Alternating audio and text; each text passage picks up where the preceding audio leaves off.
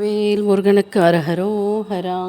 ஸ்ரீ ஸ்கந்த புராணம் 47வது அத்தியாயம். தேவசேனாபதி. தேவேந்திரனின் விரோதியும் மிகவும் அறிவு கூர்மை நிறைந்தவனுமான சூரபத்மன் தன் சாரர்களுக்கு உத்தரவிட்டு அனுப்பிய பிறகு உயிர் துறந்த தன் தம்பியை நினைத்து வருந்திய வண்ணமே மந்திரி பிரதானிகளுடன் அரசாட்சியை நடத்தி வந்தான்.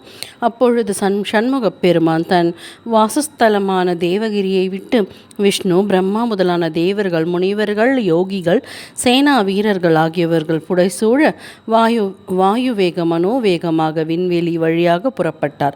அகஸ்திய முனிவரின் திக்கான தெற்கு திசையை நோக்கி திக் பாலகர்களுடன் சென்ற முருகப்பெருமான் பரமசிவனால் உலக நன்மையின் பொருட்டு தோற்றுவிக்கப்பட்ட சிவஸ்தலங்கள் தோறும் சென்று பக்தி ஸ்ரத்தையோடு தரிசனம் செய்து மகிழ்ந்தார். முதலில் அவர் உமா பரமேஸ்வரர்களின் பிரியத்திற்கு பாத்திரமான கேதாரத்திற்கு சென்றார். கேதார தலத்தில் ஒரு உளுந்தளவு தீர்த்தத்தை பக்தி இல்லாத மனதுடன் பருகினாலும் கூட அப்படி பருகியவன் அதன் பிறகு தாய்ப்பாலின் ருசியை அறிந்து கொள்ள மறுபிறவியை அடைய மாட்டான். இதில் சந்தேகம் இல்லை. அந்த கேதார தலத்தில் லிங்க உருவத்தில் அமர்ந்து கேதாரநாதன் என்ற பெயரை கொண்டுள்ள தமது தந்தையை அன்னையுடன் சேர்ந்து முருகன் வணங்கி வழிபட்டார். பிறகு அங்கிருந்து புறப்பட்டு காசி தலத்தை அடைந்தார். அதன் பிறகு ஸ்ரீசைலம், கீர்த்தி வாய்ந்த ஸ்ரீ விருபாக்ஷம், ஸ்வர்ணமுகி என்னும் நதியின் கரையில் உள்ள தக்ஷிண கைலாசம் என்று வழங்கப்படும் காளஹஸ்தி, சுவாமி புஷ்கரணி என்னும் குளக்கரையில் திருமால் முதலான தேவர்களினால் வணங்கி வழிபட்டதும் அதி அற்புதமானதுமான ஸ்ரீ வெங்கடாசலம் என்னும் திருப்பதி ஆகிய ஸ்தலங்களுக்கு சென்று காலை தூக்கி நின்றாடும் தெய்வமான ஸ்ரீ வடாடவீஸ்வரன், திருவாலங்காட்டு ஈசன் தங்கியிருக்கும் திருவாலங்காட்டிற்கும் சென்று கடைசியில் காஞ்சிபுரத்திற்கு கந்தபெருமான் வந்தார். சிவபெருமானின் நாட்டியத்திற்கு ஏற்ற விதத்தில் மகாவிஷ்ணுவானவர் மத்தளம் அடிப்பதால் திவ்ய அழகு பொருந்திய சகல ஜீவராசிகளின் பாதுகாப்பிற்கான ரக்ஷா தாண்டவத்தை ஆடி அனுகிரகம் செய்து அருளிய அந்த புண்ணிய தலத்தில் பராகாச குஹாஸ்வரூபியாக உள்ள பார்வதி தேவியையும் வேதங்கள் அனைத்தும் ஒரே உருவமாக எடுத்திருக்கும் மாமரத்தின் அடியில் ஒளி வீசி திகழும் அழிவில்லாத உண்மை பொருளும் சர்வலோகங்களுக்கும் ஈஸ்வரனும் ஆகிய பரமசிவனை மனதினால் பூஜித்து வணங்கினார். அதன் பிறகு குமாரகோட்டத்திற்கு சென்று அதையே தன் முக்கிய வாசஸ்தலமாக்கி கொண்டார்.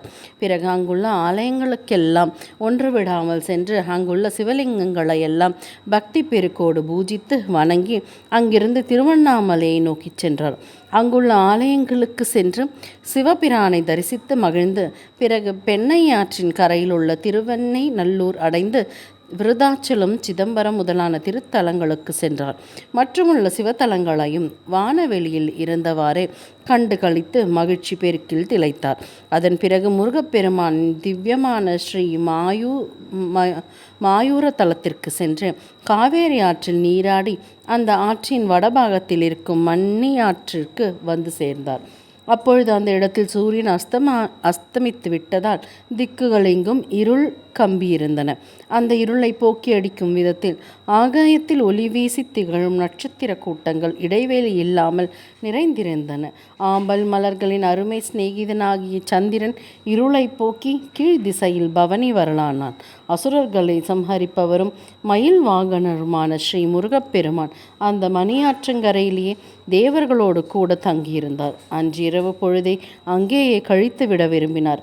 அவர் தங்கியிருப்பதற்காகவென்றே தேவ சிற்பியான விஸ்வகர்மா மயன் குமாரபுரம் என்ற ஒரு அருமையான நகரத்தை அந்த இடத்திலேயே நிர்மாணித்து கொடுத்தான். அந்த குமாரபுரம் திருச்செய்ஞாலூர், செங்கலூர் மங்களம் நிரம்பியது. திவ்யமானதும் 3 உலகங்களும் பிரசித்தி பெற்றதுமான அந்த குமாரபுரத்தின் மத்தியிலுள்ள நவரத்தினமயமான மாளிகையில் முருகப்பெருமான் அன்றிரவு தங்கி இருந்து மகிழ்ந்தார். அவர் தம்மோடு வந்திருந்த தேவர்கள் அனைவரையும் அவரவர் இருப்பிடங்களுக்கு செல்லும்படியாக கட்டளையிட்டார். அதன்படியே தேவர்களும் தங்கள் கூடாரங்களுக்கு சென்று விட்டார்கள். தேவர்களுக்கு அதிபதியான தேவேந்திரன் தன் கூடாரத்தை அடைந்து அங்குள்ள படுக்கையில் படுத்து கொண்ட பொழுது காஷாபுரம் சீர்காழி என்னும் பட்டினத்தின் வனதேவதையானவள் அச்சமயம் அவனுக்கு எதிரே வந்தாள். அவள் கையில் ஆபரணங்கள் நிரம்பிய குடம் ஒன்று காட்சியளித்தது.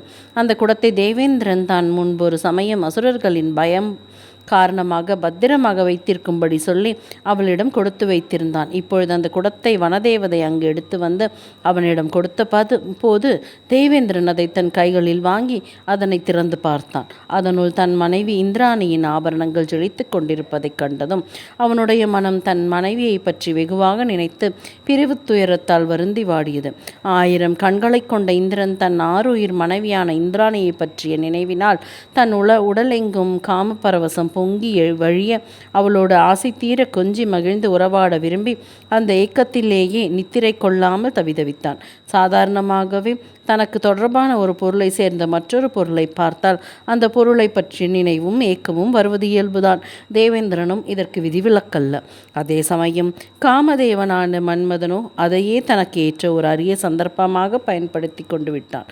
மனைவியை நினைத்து பரிதவித்து எங்கும் தேவேந்திரனின் மீது தன் காமபானங்களை குறிப்பார்த்து அடித்து அவனை மதிமயக்கச் செய்து விட்டான்.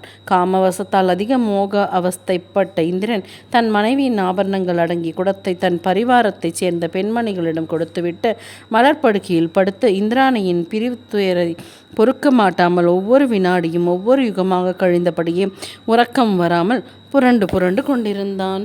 வெற்றிவேல் முருகனுக்கு அரஹரோஹரா.